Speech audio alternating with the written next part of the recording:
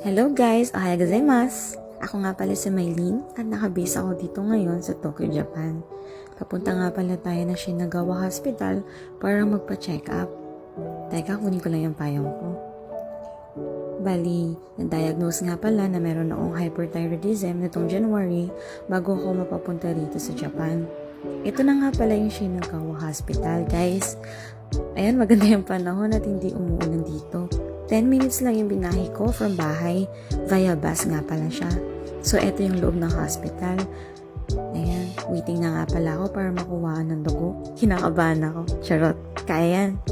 Bali, ayan, waiting na ako sa doktor para sabihin sa akin yung resulta.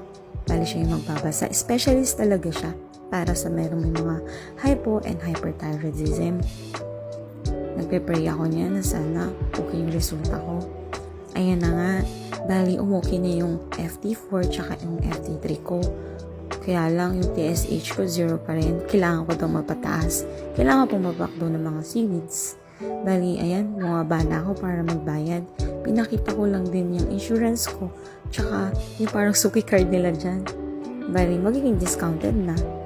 Ayan, lumabas na ako para bumili ng gamot. Malapit lang naman yung mga drugstore dyan. Mga 5 minutes or 3 minutes.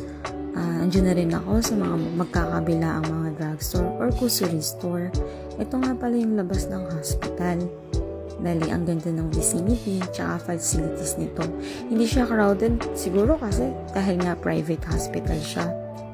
Bali, nirecommend to sa akin ng HR namin. Ayan, bali 1 year lang nga pala yung contract ko dito, guys. Sana bago ako umuwi, totally gumaling na ako, Lord. Para okay na ako. Hindi na rin mag-worry yung family ko sa akin. Ayan na, guys. Papunta na ako sa drugstore. Bali, dito nga pala yung drugstore. Kabilaan yan.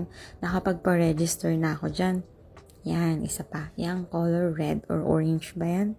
So, papasok na ako, guys, para makabili ng gamot ko. Ito na yung gamot ko for 2 months. Ayan, sa susunod, ipa-explain ko yan sa inyo, ha. Pero sa mga next video na lang siguro.